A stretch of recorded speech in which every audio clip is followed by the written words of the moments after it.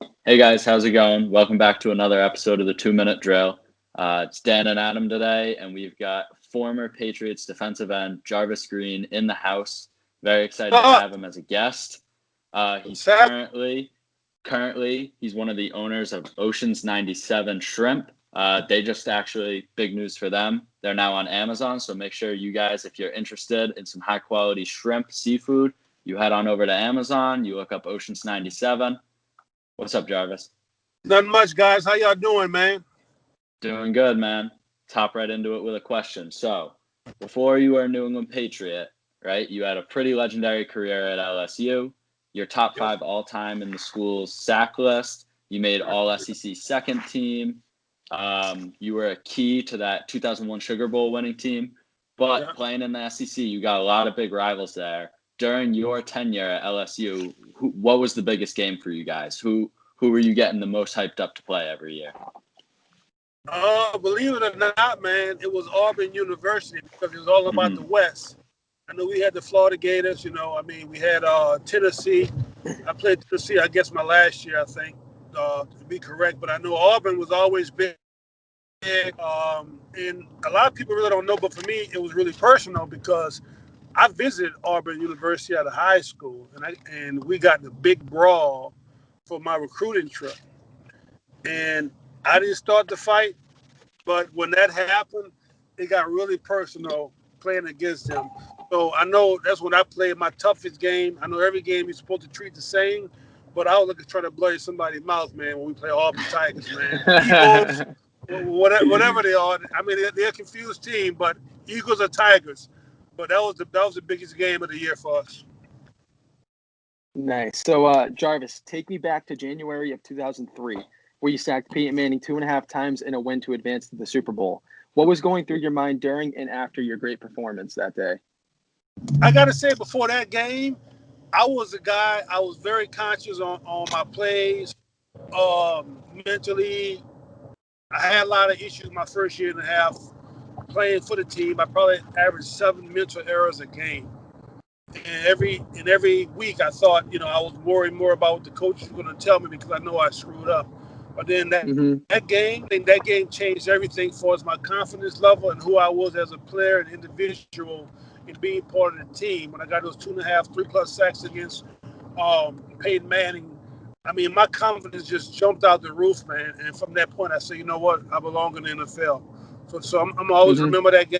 I remember us going to the Super Bowl right after that, winning the Super Bowl, second, year in my career. So I mean, it was a blessing for me. Yeah, speaking of that Super Bowl run, things weren't as pretty. Your rookie year in the NFL, you guys went 9-7. You missed the playoffs, but then made a quick turnaround. You won back-to-back Super Bowls. Yeah. How noticeable was that change, not just on the field in your play, but just attitudes in the locker room and across the organization? Uh, well, so the Patriots they won their Super Bowl the year before. They beat the Rams, best show on turf. 97, Mm-hmm. man. That was some year because I think we was really after the last game. I'm not sure who we played against, but we was waiting. I think in Green Bay, and the decision was on what they was going to do when they had to. I think win the game, of course. And Mhm. something happened, and we went home that year. And I think a lot of people, we was upset, pissed off, heads was down because we could have played better. And we go in '03. Didn't know what to expect, but I think a lot of people did not expect for us to go that year and win. And then we had this phenomenal year, and then the next year comes back, '04.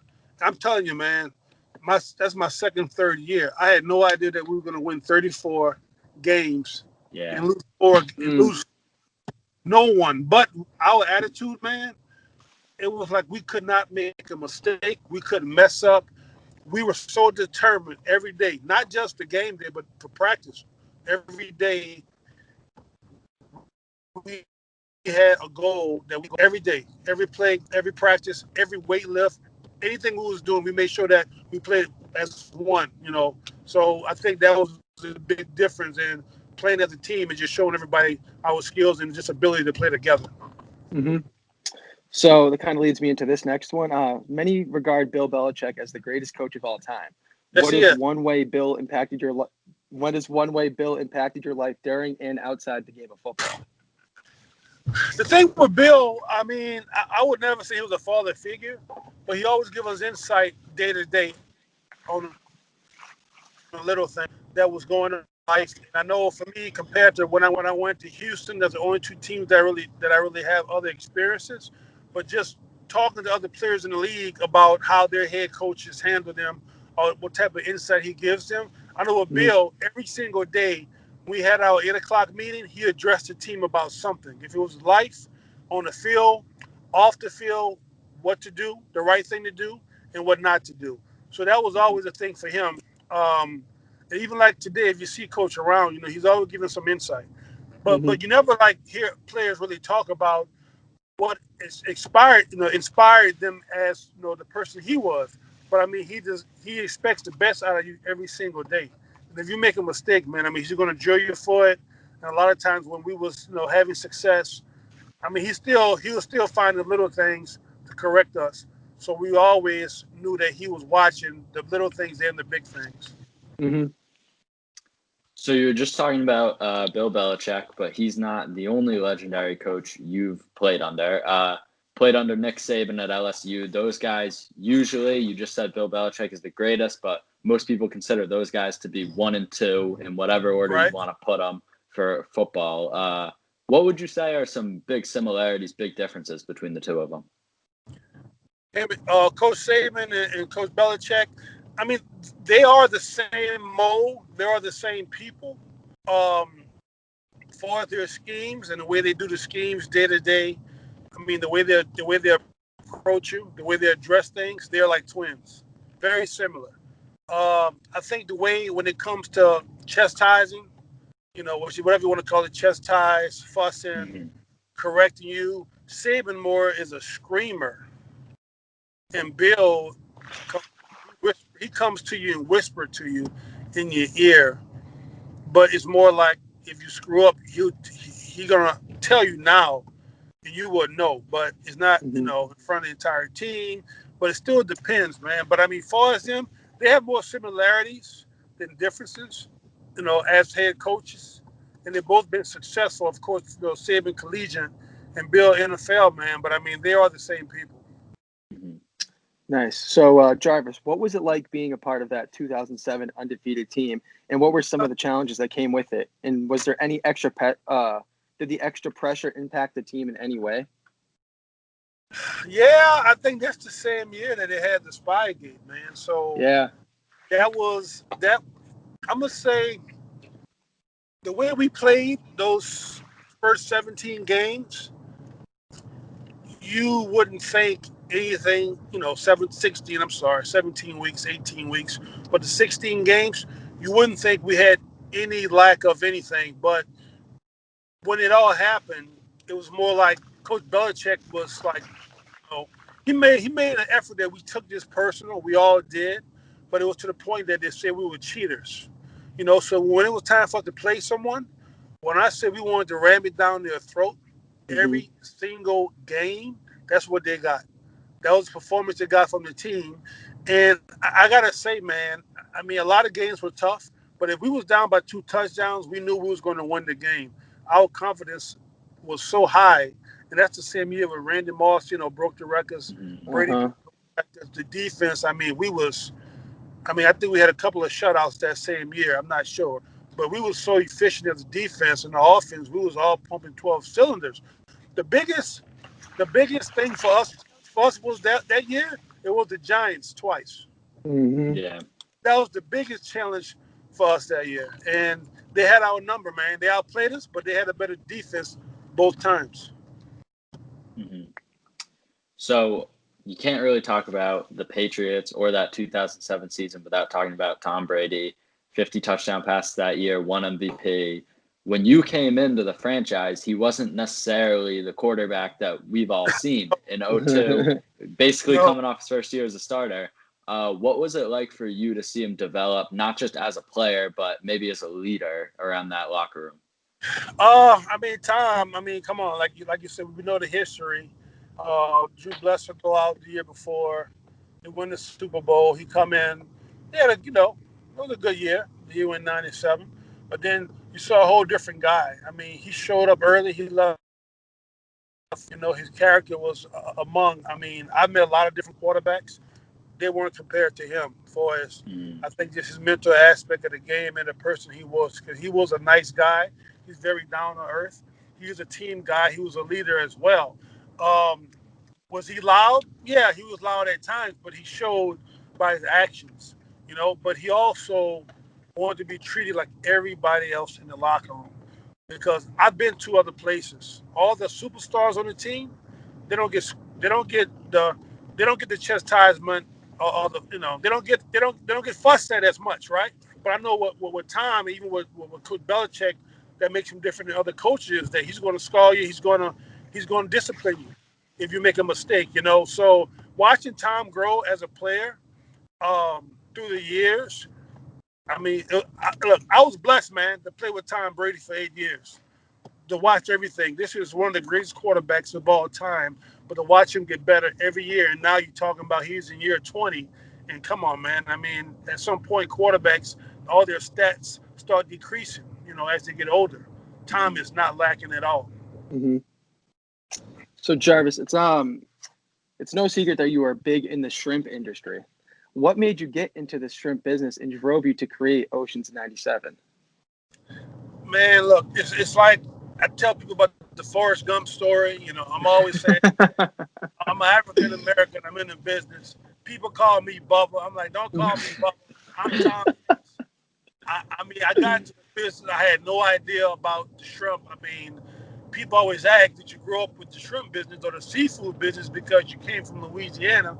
Not at all. I mean, we grew up more around sugarcane and corn in the fields, and my dad was a welder and a mechanic, went to the military and did all that. But I owe somebody a favor to get into the business, and more or less, I did my 6-month internship. I liked it. I wanted to do something different than construction. I went to school for construction management, and I just got into it and started liking it to loving it, man, and walking and running. And the biggest thing for me was just that I wanted the taste, I guess, the adventure, but also just the risk. So yeah, I mean, I started off small, but then I kind of went into the big platform and just working with a lot of the bigger companies, But now, like what I'm doing now for Ocean 97 is I created a new product, a shrimp pate, something, first of its kind, new, innovative. And I've been doing this since 2012, man. And right now, this is what I'm doing. I do some other things as well. I do some stuff with the government, and I do some other, I guess, manufacturing things. But shrimp is one of the things that I love doing, and it's not a hobby. It is work. Mm-hmm. So you were talking a little bit before that about Tom Brady and his growth. I would have to imagine one of the bigger leaders in the locker room, along with Coach Belichick, some other guys on that staff. Who would you say was your biggest leader defensively during your time in New England? Man, it's not one guy. I mean, I could say Teddy Bruschi, Willie McGinnis, Mike Grable, Richard Seymour, Ty Warren, Rodney Harrison, Ty Law. So many guys. Roman Pfeiffer, Ted Johnson, so many. Roosevelt Colvin, Mm-hmm. Darius Thomas. I'm naming almost the entire defense, man. All these guys are so vocal. We always kid. It was a comedy club in the locker room. It became comedy on the field, but everybody was so confident in what they had to do as a team. And I mean, just us being as one, in the meeting rooms. I mean, I'm gonna say this: 9-on-7 and being in the defensive meeting room, like my D-line guys, we was like never in a rush to go anywhere. When it was time to watch film, we knew we came there to work. And I can remember Belichick. Look, I can tell you a quick story. I remember Asante Samuel came in, and Eugene Wilson. They came in late. It was the morning 8 o'clock meeting. They came in late, and they walked in, and Bill was like, "Hey, somebody cut the freaking light on. He told it was Eugene Wilson. He said, Eugene, so like, where you coming from? Like, you had a graveyard shift? You had to do a double today? I mean, to get some diapers for your kid? I mean, he said, what else you got to go? What else you supposed to be? You're supposed to be here. You play for the National Football League, you know, in the NFL. Where else do you have to go? And when you come here to work, you know. So it was never like guys ready to go anywhere or guys. And everybody was so vocal in the locker room, man. So I had so many leaders. I mean, I was vocal when it was time. But guys performed. And I got to say, man, great team to be on. I mean, just the leadership, the camaraderie. I'm blessed to be a part of the Patriots organization. All right, man. Thank you so much for sitting down with us today, And answering some questions, and driving, multitasking. Yes, sir. Thank you so much for coming on with us today. Thank you guys for listening. Everybody, make sure you go check out Oceans 97, Jarvis Green Shrimp and Company. You can go look that up on Amazon, as I mentioned before. Thank you again, Jarvis. Thank you, Jarvis. Thank you. Y'all have a great day. Go Pats. Go Pats, baby. Thank you. Go Pats. Go Tigers.